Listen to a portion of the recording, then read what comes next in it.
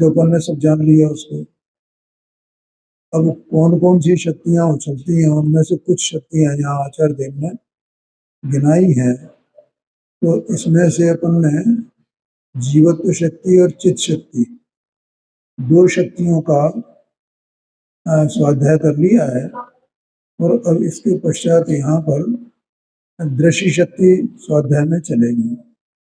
ठीक है, तो अभी ये जो चित्त शक्ति के बारे में बुद्धदेव जी के और क्या उद्गार है, एक आध दो चार शब्द उनके और देख लें अपन।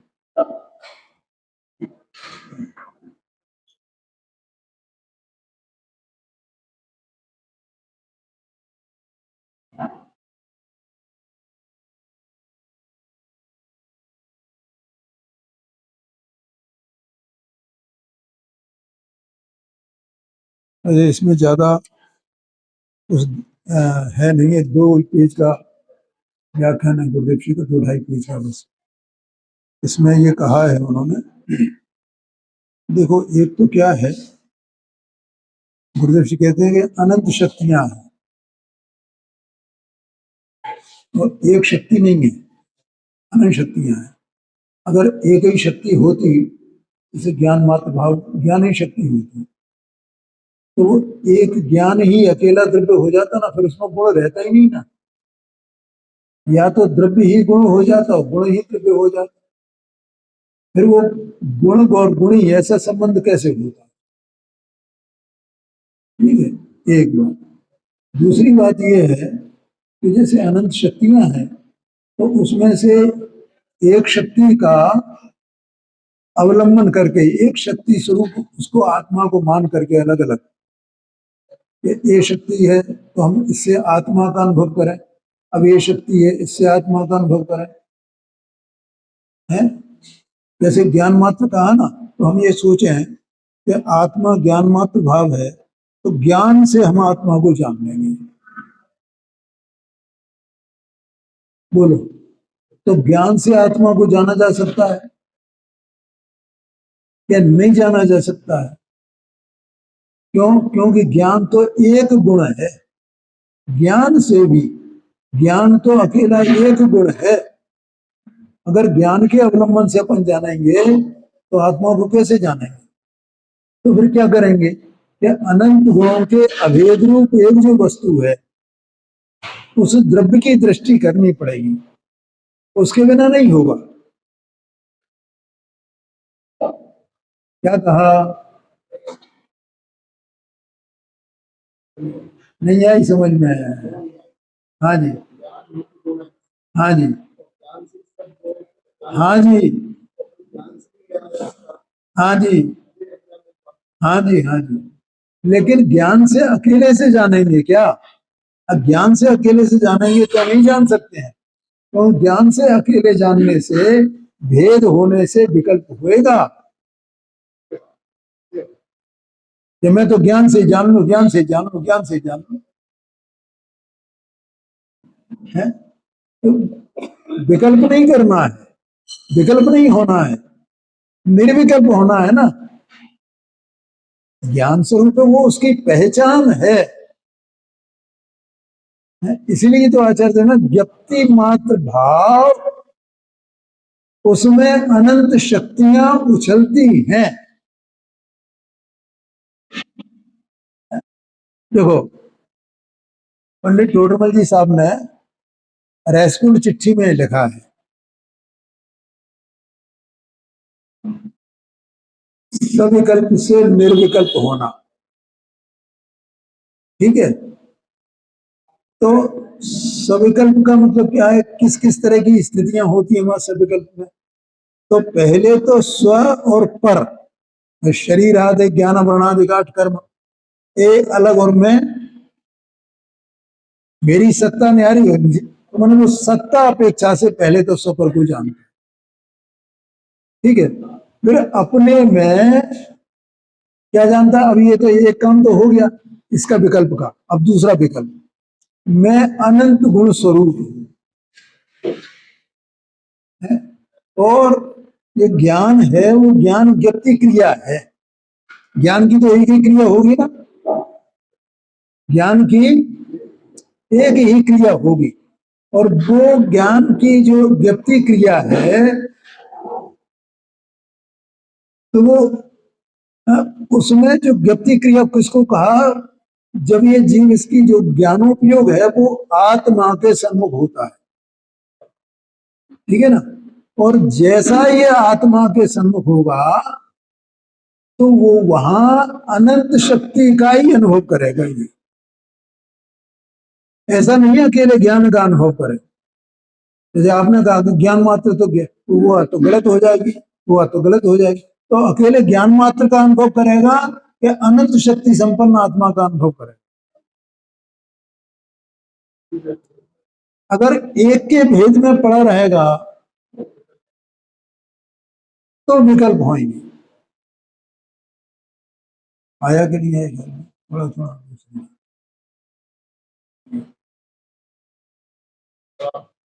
है?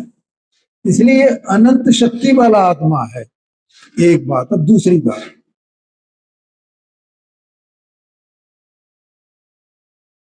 कि जो ज्ञानोपयोग है, जो जैसे सविकल्प अवस्था है, तो सविकल्प अवस्था में तो भेद को ही ग्रहण करेगा, विकल्प तो भेद को ही ग्रहण करेगा, विकल्प अभेद को ग्रहण नहीं कर सकता है। क्या कहा, देखो आत्मा एक वस्तु है ना, तो उसके दो प्रकार के परिणमन, एक सविकल्प रूप परिणमन, एक निर्विकल्प रूप परिणमन, ठीक है। अब जब सविकल्प रूप परिणमन है तो वो परिणमन, वो परिणाम भेद को ही ग्रहण करेगा, अभेद को ग्रहण नहीं करेगा। कैसे, जैसे वो ये कहे, विकल्प में ऐसा विचार है कि मैं अनंत शक्ति वाला हूं, असंख्यात प्रदेश वाला हूं, तो बोलो उसने भेद को ग्रहण किया कि अभेद को ग्रहण किया?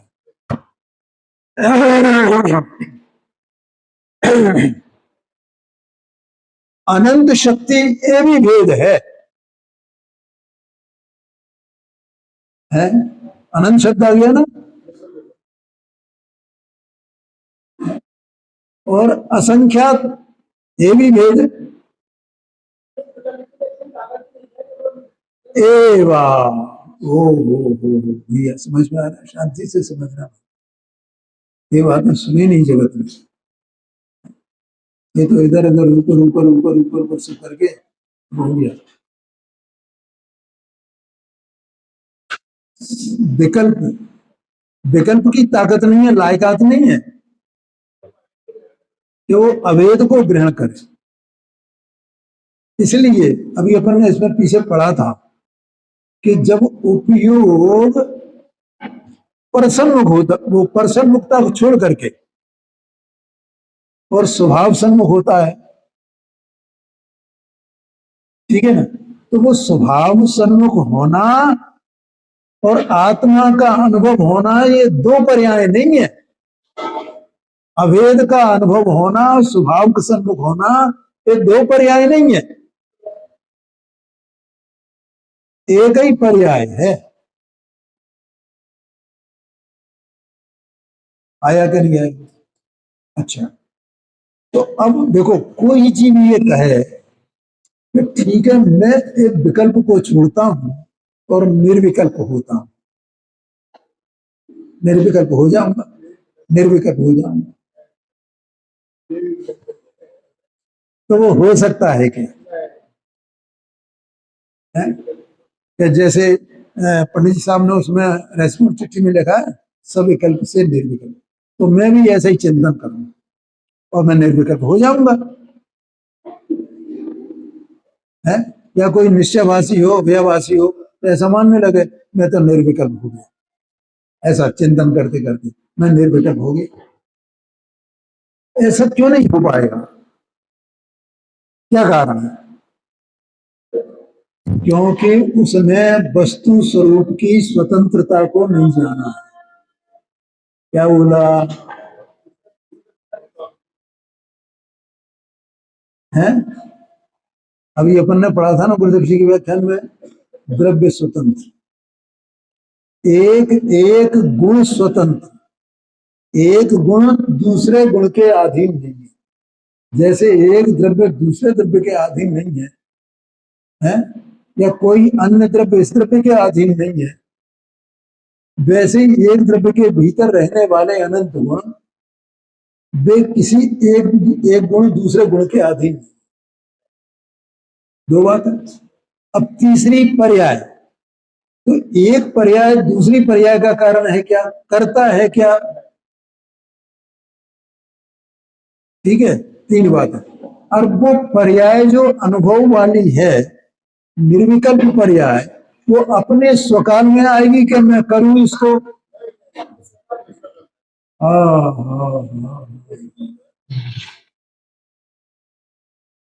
ख्याल में आया अभी? भाई पहले अंदर में ऐसे वस्तु स्वरूप को तो बराबर समझ, उसकी श्रद्धा तो कर, उसकी प्रतीति तो ला।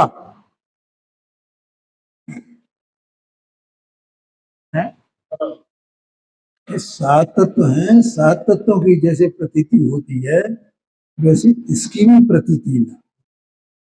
मैं तो अकर्ता हूं। अरे मैं अपने गुण का करता नहीं, मैं अपनी पर्याय का करता नहीं, मैं तो अकर्ता हूं, ऐसा विचार करे तो वो अकर्ता पने की दृष्टि इसकी कदाचित हो तो हो, अकर्ता स्वभाव की दृष्टि इसकी कदाचित हो तो हो। लेकिन ये माने कि मैं विकल्प करूं और फिर निर्विकल्प हो जाऊं, तो वो विकल्प का भी कर्ता हो गया ना।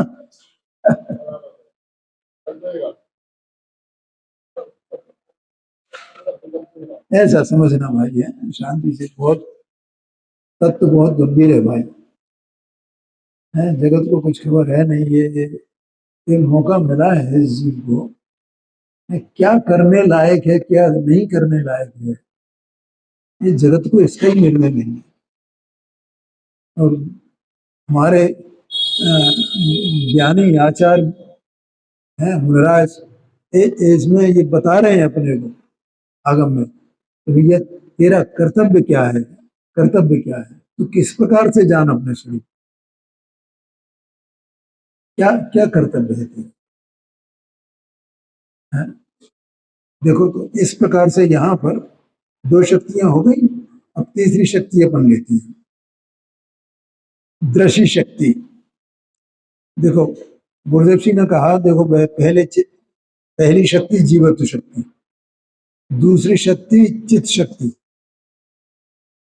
अब क्योंकि चित शक्ति माने चैतन्यता, अब चैतन्यता में जानना और देखना दोनों शामिल है, तो उसमें से अब तीसरी जो शक्ति है वो दर्शन शक्ति कहो या दृश्य शक्ति कहो, एक ही बात। समझ में आया? तो दृश्य शक्ति की बात करते हैं, दृश्य शक्ति। और अब इसके चौथे नंबर की है ज्ञान शक्ति, है? तो जैसे अपन ने पहले नंबर की जो शक्ति है उसका जो परिभाषा पढ़ी थी, आत्मद्रव्य हेतु भूत चैतन्य मात्र भाव धारण लक्षणा जीवत्व शक्ति, ये अपन ने पढ़ा था। और दूसरी चित शक्ति, अजड़त्वात्मिका चित शक्ति। अब ऐसे यहाँ पर तीसरी शक्ति है दृश्य शक्ति और चौथी है ज्ञान शक्ति। तो दृश्य शक्ति क्या है, उसकी परिभाषा क्या है, अनाकारोपयोगमयी दृश्य शक्ति। तो दो शक्तियां है ना, दृश्य शक्ति और ज्ञान शक्ति। इसकी बात चल रही भैया, अंदर में यहाँ देह मनवाणी से भिन्न ये जो चैतन्य वस्तु विराजमान है, जगत में जितनी जीव राशि है ना वो सब ऐसी है, अनंत शक्ति संपन्न, एक एक जीव बिल्कुल ऐसा उसका पिंड है ये, उसकी शक्तियों की बात चल रही है। सब में ये शक्ति, दृश्य शक्ति, जीवत्व शक्ति, चित शक्ति, इस सब में है, सब जीवों में कोई जीव ऐसा नहीं है जिसमें ये शक्तियां नहीं। ठीक है, अब मुझे ये मौका मिला है, मुझे माने अपन सबको क्या क्या जानने का, कि मैं अपनी शक्तियों को जानूं। मुझे आज तक अपनी शक्तियों का ही पता नहीं है, है। शक्ति का मतलब क्या होता है? देखो, जो शक्ति कहो के गुण कहो, तो वो गुण, जो गुण होगा, जो शक्ति होगी, जो स्वभाव होगा, उस रूप से उसका परिणमन होगा। तो परिणम माने कार्य। तो उस कार्य का कर्ता कौन हुआ? कौन हुआ कर्ता? कोई ईश्वर होएगा, ये देह मन वाणी से होएगा इसका कार्य, ज्ञानावरणादि 8 कर्मों से इसका कार्य होएगा। कोई देव से, गुरु से, शास्त्र से इसका कार्य होएगा? नहीं होएगा। ये तो ये कार्य करने वाला स्वयं ही है, यही करता है, यही परिणमता है? तो मैं क्या करता हूं, ये जब तक मैं नहीं पहचानूं तो मेरी स्थिति कैसी हो गई? जैसे एक राजा होता है ना, राजा, तो वो क्या करता है कि प्रजा का पालन करता है। अब वो राजा पागल हो जाए तो उसे होश रहेगा मैं प्रजा का पालन करता हूं? वो अपना कर्तव्य भी भूल गया है कि मैं न्याय करता हूं, है? कि मैं दान देने वाला हूं। उसका ये सब कर्तव्य है ना, प्रजा की संभाल करना है, सब देखभाल करना राज्य की है। कोई मेरे इसको राज्य को किसी दूसरे से कोई असुरक्षा हो तो उसका इंतजाम करता है कि नहीं करता है? ये राजा का कर्तव्य है ना। ऐसे ही अंदर में ये चैतन्य वस्तु है, इसका क्या कर्तव्य है? ये कैसे पता चलेगा? कि ये शक्तियों को जानने से पता चलेगा कि मेरा क्या कर्तव्य है? तो ये अपनी बात है भैया। मुझे आज तक मैंने अपना कर्तव्य नहीं जाना कि मैं करता क्या हूं, क्या कार्य है मेरा, है? मैं तो ये देह मनवाणी की क्रिया को अपनी क्रिया मानता रहा, ये रागादि की क्रिया को अपनी क्रिया मानता रहा हूं। लेकिन मेरा कार्य ये है, देखना मेरा कार्य है, जानना मेरा कार्य है। ये किस कारण से ये कार्य? क्योंकि मुझमें दृष्टि शक्ति है, मुझमें ज्ञान शक्ति है, उससे मैं ये कार्य करता हूं ना। मैं दूसरों का कार्य नहीं कर सकता हूं, दूसरे मेरा कार्य नहीं कर सकते हैं, क्योंकि मुझमें एक अकार्य कारणत्व शक्ति है। ये इसमें आएगी आगे 14 नंबर की, अकार्य कारणत्व शक्ति। न दूसरे का कुछ कर सकता हूं, न दूसरा मेरा कुछ कर सकता है। मैं दूसरे का कार्य नहीं, दूसरे के द्वारा किया जाने वाला मेरा जो कार्य वो दूसरे से नहीं हो सकता है, इसलिए अकार्य रूप हूं। और मैं दूसरे का कारण नहीं हूं, इसलिए मैं अकारण रूप हूं। ऐसा मेरा स्वरूप है और मैं अपने को कारण मान रहा हूं। दूसरे में मुझे ये परिणमा रहे हैं, कर्म मुझे परिणमा रहे हैं, घुमा रहे हैं संसार में, ऐसा मान रहा हूं।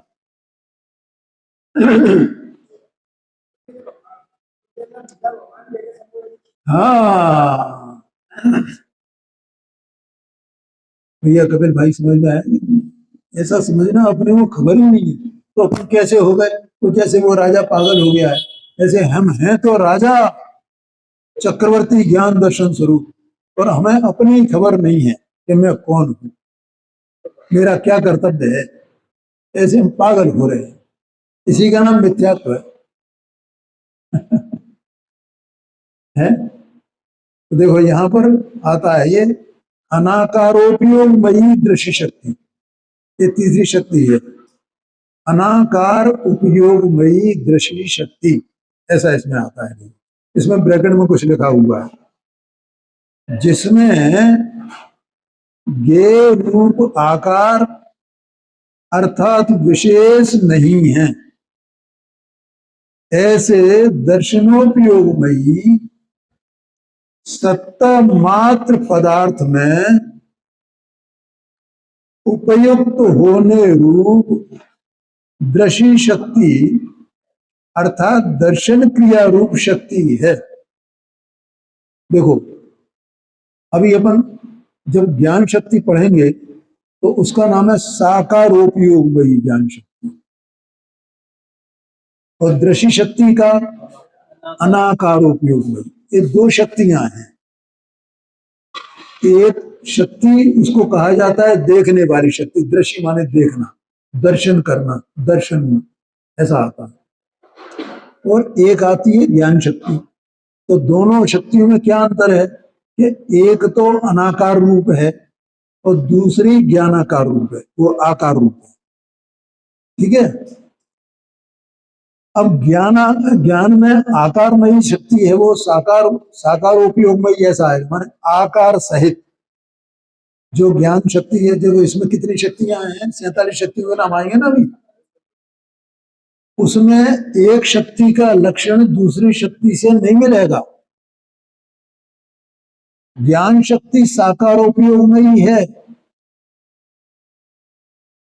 लेकिन अन्य कोई शक्ति यहां साकारोपयोगमयी नहीं मिलेगी आपको। दृष्टि शक्ति अनाकारोपयोगमयी है, तो ऐसी कोई शक्ति इसमें नहीं मिलेगी, दूसरी इस परिभाषा वाली शक्ति। हाँ जी, हाँ जी। और बताएं आपको, इसमें आगे चल करके 33, 34, 35, 36, 37, 38 और 39 और 40 इतनी 8 शक्तियां आई हैं। तो उन 8 शक्तियों में पहली शक्ति है भाव शक्ति।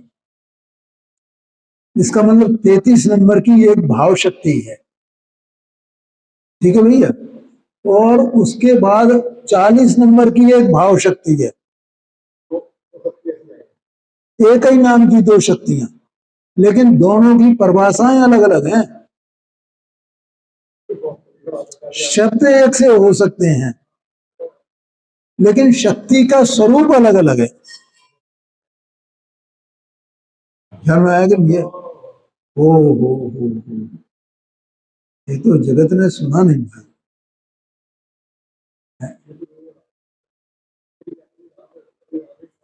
हाँ जी, हाँ जी। तो वहां जब चलेंगी तो अपन उसका विचार करेंगे। और अपने गुरुदेव जी अपने साथ में है ना। तो देखो, तो अनाकार उपयोग ज्ञान क्या करता है, अपन ने ज्ञान की चर्चा कई बार की है। तो ज्ञान का ज्ञेयों के साथ अनिवार्य संबंध है।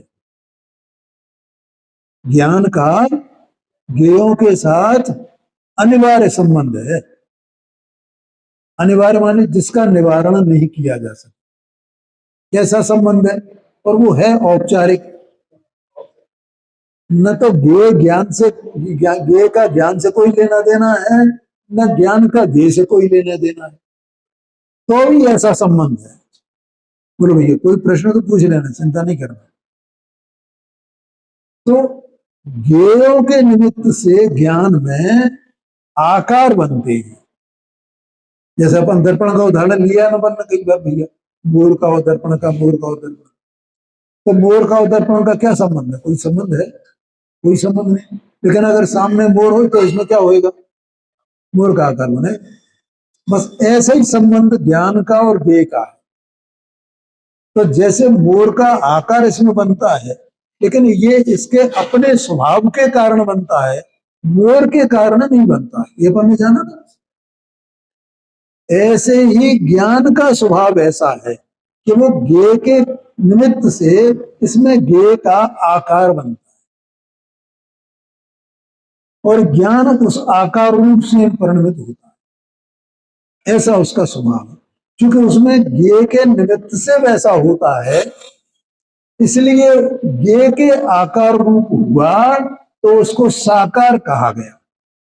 ज्ञान कैसा है? साकार है ज्ञान। ठीक है। लेकिन जैसा ज्ञान साकार होता है, वैसे जो दर्शन है, दृष्टि शक्ति कहो कि दर्शन शक्ति कहो, वो ज्ञेय के निमित्त से आकार रूप नहीं होती है। ठीक है। अब जितने ज्ञेय जानने में आवे, वैसे वैसे आकार इसमें बने। काहे में? ज्ञान में। लेकिन कितने ही ज्ञेय जानने में आवे, तो अभी दर्शन में वैसे आकार नहीं बने। क्या कहा? दर्शन में वैसे आकार नहीं बनते हैं। इसका मतलब यह है कि दर्शन सबको अलग अलग करके नहीं जानता है, नहीं देखता है। दर्शन जो है, हाँ, इसका मतलब दृष्टि शक्ति इस प्रकार से परिणमित नहीं होती है, इस प्रकार से जैसे ज्ञान शक्ति परिणमित होती है। वो दृष्टि शक्ति ऐसा भी नहीं जानती है कि ये स्व है, स्व की सत्ता है और ये पर की सत्ता है, ऐसा भी नहीं जानती है। वो दृष्टि शक्ति ये भी नहीं जानती है, ये भी नहीं देखती है कि मुझ में अनंत गुण है, अनंत गुणों को अलग अलग देखे। ये तो ज्ञान शक्ति देखेगी। दृष्टि शक्ति ये भी भेद नहीं करती है कि ये द्रव्य है, ये गुण है, ये पर्याय है? वो तो एक अभेद को देखती है, अभेद को, अभेद का अवलोकन करती है। सत्ता मात्र का, तो उसको कहते हैं सत्ता मात्र का अवलोकन, सामान्य का अवलोकन। क्या कहा? सामान्य का अवलोकन, सत्ता मात्र का अवलोकन। आया क्या नहीं आया क्या? और जो छद्मस्त जीव होते हैं ना, उनके दर्शन और ज्ञान दोनों का परिणमन एक साथ होता होता, परिणमन तो एक साथ ही है, लेकिन उपयोग रूप से वे आगे पीछे होते हैं। क्या कहा? देखो, जैसे ज्ञानावरणी और दर्शनावरणी दो कर्म है ना, तो ज्ञानावरणी कर्म का क्षोभसम जिस काल में है, उसी काल में दर्शनावरणी का भी क्षोभसम होगा ना, क्योंकि वे दोनों स्वतंत्र है ना, वो किसी के अधीन तो नहीं है ना, तो दोनों का क्षोभसम एक साथ हो सकता है ना? और दर्शन मोहनी कर्म का भी क्षोभ समय उसी समय हो सकता है ना, और चारित्र मोहनी का भी क्षोभ समय उसी समय हो सकता है ना, और अंतराय का भी क्षोभ समय उसी समय हो सकता है ना। उसमें क्या है? तो ऐसे दर्शनावरणी और ज्ञानावरणी दो कर्मों का क्षोभ समय हुआ, तो उतना दर्शन और ज्ञान आत्मा की अवस्था में उपलब्ध रहेगा ना। आया क्या नहीं आया क्या? वो जिसे लब्धि कहा जाता है, अपन ने पढ़ा था, लब्धि उपयोग भावेंद्रिया है। लब्धि भी भावेंद्री है और उपयोग भी भावेंद्री है। तो लब्धि के कोई भेद नहीं पड़ते हैं, जो उपयोग है उसके भेद पड़ते हैं। हैं जी, पर्याय रूप से। शक्ति माने द्रव्य की शक्ति रूप नहीं। ज्ञानावरणी दर्शनावरणी कर्म का क्षोभसम जो हुआ, तो उससे क्षोभसम रूप जितनी पर्याय रूप शक्ति है उसकी बात है, अंदर में गुण की बात नहीं है। ये सूक्ष्म बातें हैं, समझ में आया कि नहीं आया? अब वो जितनी पड़ी है तो उसमें उपयोग में भेद पड़ता है। जैसे उड़ीसा में लिखा है मोक्षमा प्रकाशक में, इसकी 5 इंद्रियां हैं, तो ये पांचों इंद्रियों से क्रम क्रम से जानेगा ना, एक साथ तो नहीं जान सकता। लेकिन क्षोभसम जो पर्याय लब्धि है, उस लब्धि में शक्ति उतनी है तब तो वो जानेगा पांचों इंद्रियों के विषयों को। माने पांचों इंद्रियों के विषयों को जानने की लब्धि रूप शक्ति, क्षोभसम रूप शक्ति वहां विद्यमान है, लेकिन उपयोग में क्रम पड़ेगा। आया कि नहीं आया क्या? ऐसे ही जिस समय मति ज्ञान होगा उस समय श्रुत ज्ञान नहीं होगा, जिस समय श्रुत ज्ञान होगा उस समय मति ज्ञान नहीं होगा, जिस समय अवध ज्ञान होगा उस समय मति ज्ञान श्रुत ज्ञान नहीं होगा, लेकिन लब्धि रूप से है। आया समझ में? इसी प्रकार से जिस समय ज्ञानोपयोग होगा उस समय दर्शनोपयोग नहीं होगा, उपयोग में भेद है। क्या कहा?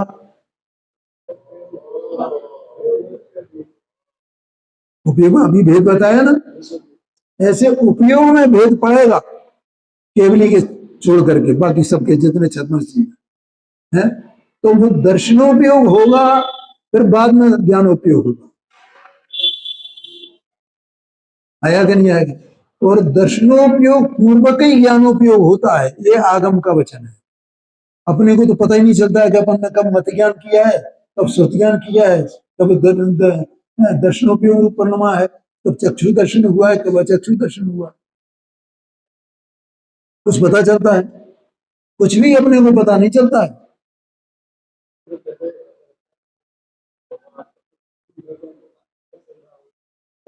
नहीं नहीं, वो दर्शन श्रद्धा वाली दर्शन वाली बात वो अलग है भैया। अभी अपन ने भाव शब्द लिया ना, तो भाव माने दो शक्तियां अलग अलग है ना भाव नाम की। ऐसे ही दर्शन माने एक ये सामान्य अवलोकन, और दूसरा दर्शन शब्द एक ही है। दर्शन माने श्रद्धा, वो अलग और ये अलग।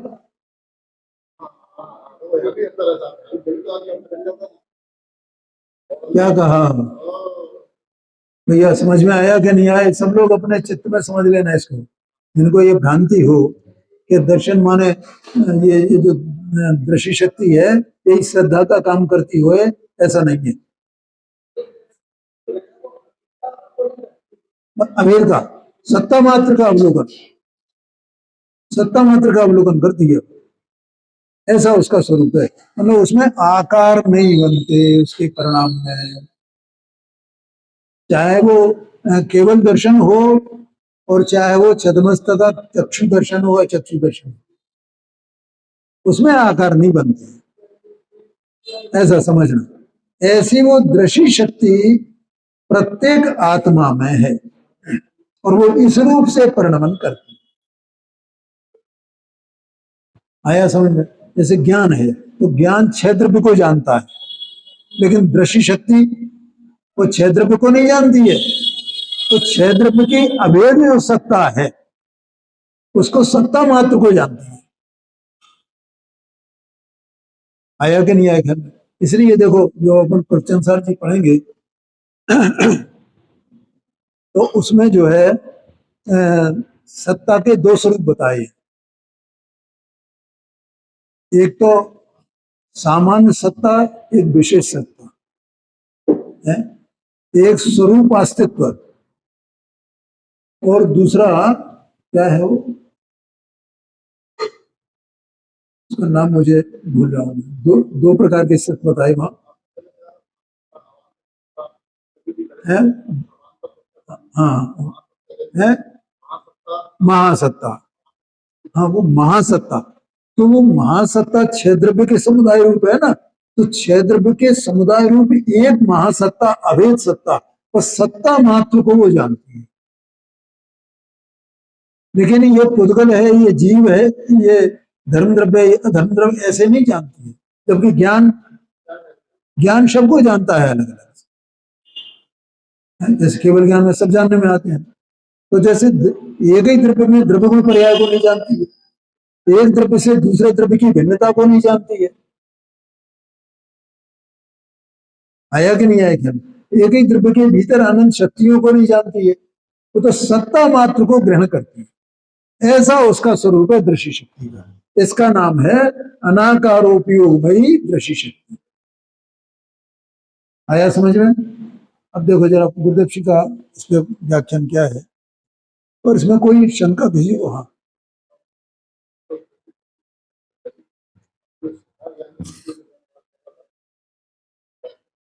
हाँ देखो क्या है श्रद्धा माने मैंने कई बार बताया है, श्रद्धा माने अपन सामान्य रूप से लें तो प्रतीति। श्रद्धा माने उस तत्व की उस पने से पहचान, इसका नाम श्रद्धा है। ठीक है, अब मैं दो प्रकार से आपको बताता हूं। जैसे स्व और पर, इसमें स्व की पहचान होना, अपने को पहचान जाना कि मैं ये हूं, और अपने में अपने को पहचान गया कि मैं ये हूं, तो फिर अन्य को अन्य रूप पहचाना क्या नहीं पहचाना, और पहचाना तो फिर अन्य में जो अनादि से अपनापन था वो रहेगा क्या है? राग में सुख जो इंद्रिय जन्य सुख दुख है ना, उनमें सुखपना उसे मान्यता में उसके रहेगा क्या? रहेगा क्या? नहीं रहेगा। इसका मतलब उसे अपने स्वरूप की प्रतीति हो गई है, क्योंकि वहां अपनापन आ गया ना। ये अपन, ये तो उसका विशेषण है। जो निश्चय सम्यक दर्शन है, श्रद्धा है, वो उसका ये विशेषण है। क्या विशेषण है, क्या विशेषता है उसकी? कि वो अपने में अहम करती है और अन्य किसी दूसरे तत्व में अहम नहीं करती। और किसमें अहम करेगी वो? जो अनंत, थोड़ा समझ लेना इसको है, अनंत गुणों के समुदाय रूप एक त्रिकाली परम पारणामिक भाव मात्र उसमें अहम करेगी श्रद्धा। लेकिन अब मेरे संवर हो गया है, मेरे निर्जरा हो गया है, तो संवर निर्जरा में अहम करेगी क्या? अरे ये तो इसका ही स्वभाव है ना। संवर निर्जरा तो आत्मा का ही स्वभाव है ना, तो उसमें अहम करेगी क्या? अच्छा, वो पर्याय स्वयं सम्यक दर्शन की पर्याय है, तो वो सम्यक दर्शन की पर्याय सम्यक दर्शन की पर्याय में तो अहम करेगी ना। क्यों भाई?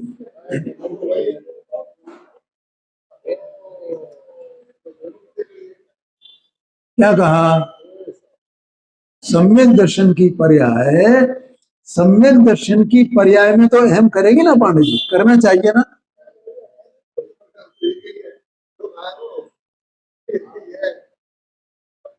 क्या भैया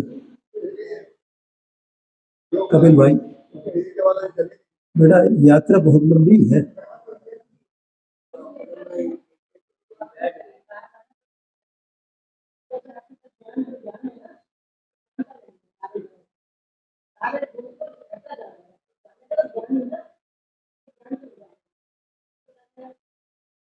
नहीं नहीं, दर्शन गुण की कहा मैंने।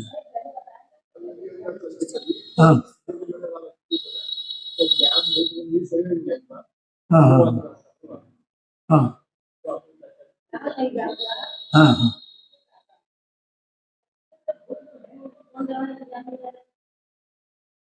देखो क्या है, ये समझना, शांति से समझना भाई, बढ़िया प्रश्न होगा।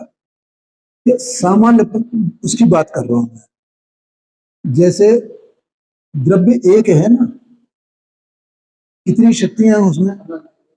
भैया तुम बताओ जरा। अनंत शक्तियां हैं। तो द्रव्य की एक समय की एक पर्याय होगी या अनंत पर्याय होंगी?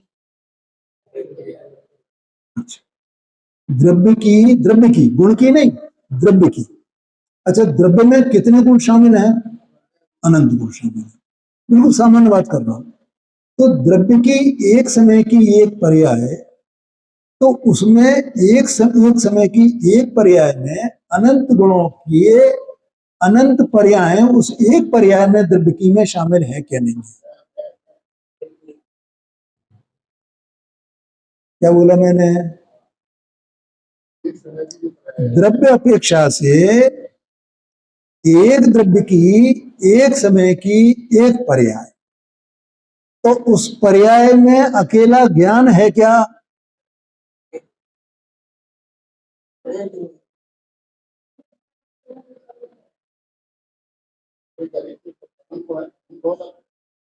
हाँ हाँ। हम मुख्यता किसी की करें, क्योंकि अगर मुख्यता करना माने भेद करना, मुख्यता करना माने भेद करना, तो भेद के बिना अपने को समझ में आएगा नहीं, इसलिए भेद किया जाता है। लेकिन वास्तव में वहां जो परिणमन है उसमें कोई भेद नहीं है। क्या कहा? हम जैसे मानते हैं ज्ञान ने जाना, तो ज्ञान नहीं जानता है, ज्ञान ने नहीं जाना है, तो किसने जाना है? द्रव्य की एक समय की जो पर्याय है वो पर्याय द्रव्य के सन्मुख होगी ना, क्या अकेला ज्ञान उसके सन्मुख होगी? ये बात है, उसमें उस ज्ञान की पर्याय में सब शामिल हैं। तो उसने उस ज्ञान की पर्याय ने अपने को अकेला ज्ञान नहीं देखा है, मेरा कहना ये था। अब हम फिर ज्ञान को मुख्य कर दिया हमने, क्योंकि ज्ञान ही तो अकेला जानता है अनंत गुणों में, इसलिए ज्ञान को मुख्य किया। लेकिन वो ज्ञान की पर्याय में सब शक्तियां शामिल हैं। जानने वाला तो अकेला ज्ञान गुण है, जानने का कार्य करने वाला, लेकिन अन्य शक्तियां उसमें नहीं है, ऐसा नहीं है। तो वो पर्याय स्वभाव के सन्मुख ढलती है, तो उसमें अकेला ज्ञान है क्या? नहीं है। हाँ हाँ हाँ हाँ, वो अकथनीय है, कहा नहीं जा सकता है। स्यात् अवक्तव्य है, क्या करें, बहुत मुश्किल है। अब अगर अकेला ज्ञान को पकड़ने जाएगा, मेरा कहने का आशय ये था, ज्ञान अकेले ज्ञान को पकड़ेगा तो भेद का विकल्प उत्पन्न होगा भाई, उसे अनुभव नहीं होगा।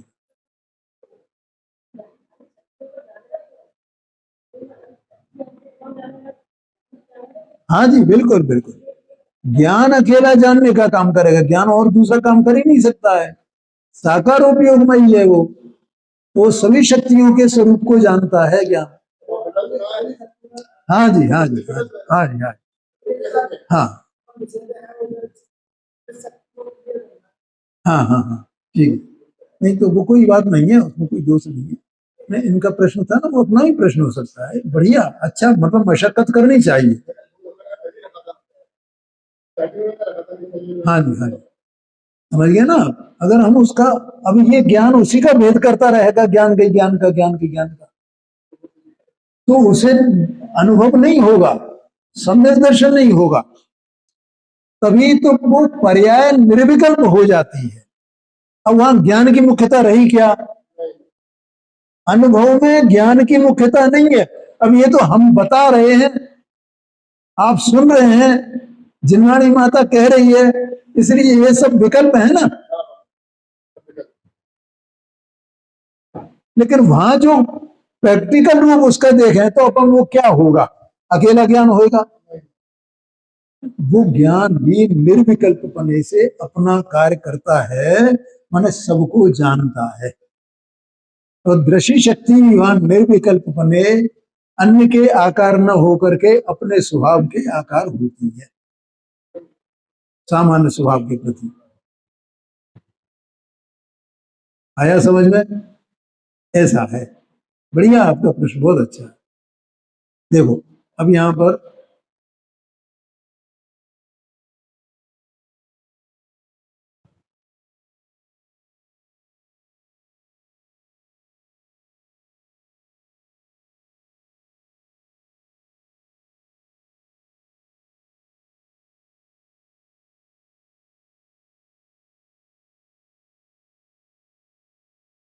देखो, यहाँ कहे गुरुदेव जी, यहाँ भेद से वर्णन करके समझाया, मैंने इतनी शक्तियां बताई ना, वास्तव में कहीं जीवत्व शक्ति और जीव द्रव्य पृथक नहीं है, अलग अलग नहीं है। द्रव्य कहीं जीवत्व शक्ति से पृथक नहीं है कि जीवत्व शक्ति उसे बनाए रखे, टिकाए रखे। आत्म द्रव्य का स्वभाव ही चैतन्य रूप अनादि अनंत स्थित रहने का है, कोई उसे टिकाता नहीं है, तो कहने का है। तो उसमें है ना, चैतन्य मात्र भाव धारण लक्षण, तो वो चैतन्य शक्ति को टिकाए रखती है। ये तो भेद का कथन है भाई, वास्तव में तो स्वतंत्र है पूरा का पूरा द्रव्य, कोई मेरे एक गुण दूसरे गुण के अधीन नहीं है ना, ये बात हो गई पहले। अब यहां कहते हैं, यह जीव है यह अजीब है, ऐसे भेद डालकर लक्ष्य में लिया, वह तो ज्ञान है। माने ज्ञान का कार्य है वो, ऐसा लक्ष्य में लेना।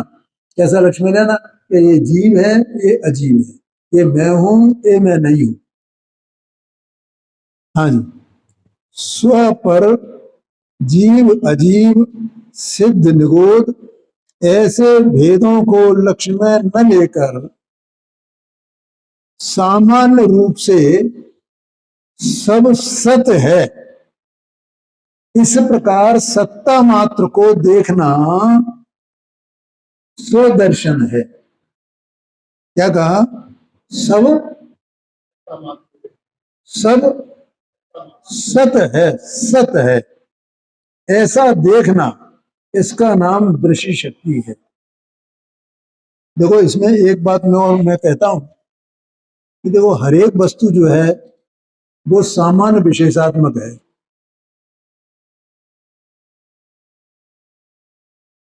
हर एक वस्तु कैसी है? सामान्य विशेषात्मक। तो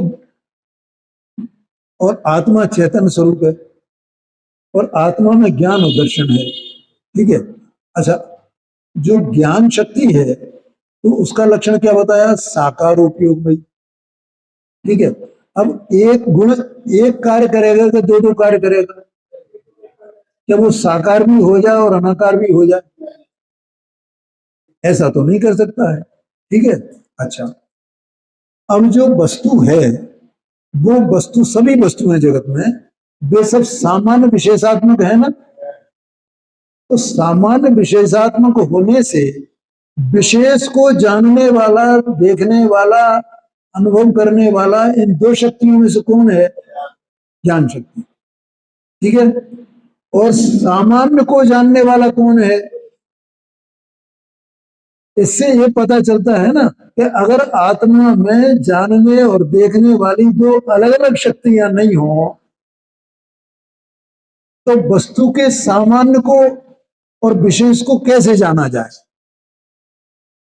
अगर अकेली ज्ञान शक्ति होती तो उसके अकेले विशेष को जानती, फिर सामान्य को कौन देखता? मतलब मेरा ये तर्क है।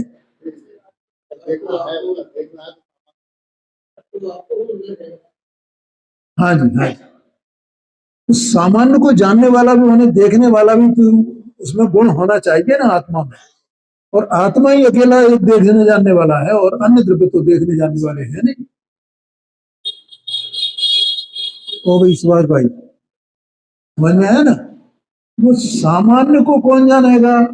सामान्य माने अभेद, जिसमें द्रव्य गुण पर्याय का भेद नहीं है, ऐसा सामान्य। तो सामान्य तो ऐसा सत है ना, जिसमें द्रव्य गुण पर्याय सब एक में एक है। वैसे भी कहा जाता है ना, उसमें तत्व सूत्र में सूत्र है, उत्पाद व्यय द्रव्य युक्तम सत, माने सत में तीनों आ गए ना, गुण पर्याय सब आ गए ना, सारे भेद उसमें समा गए सत में। तो वो सामान्य है, और उसमें भेद करो तो वे उसके विशेष है। अब दोनों को जानने वाला, मतलब दोनों को जानने वाली शक्तियां चाहिए। तो वो दो शक्तियां इस प्रकार से, ज्ञान शक्ति और दृष्टि शक्ति, ऐसे दो प्रकार की कही गई है। ठीक है। अब समय हो गया है, आगे की चर्चा कौन करेगा?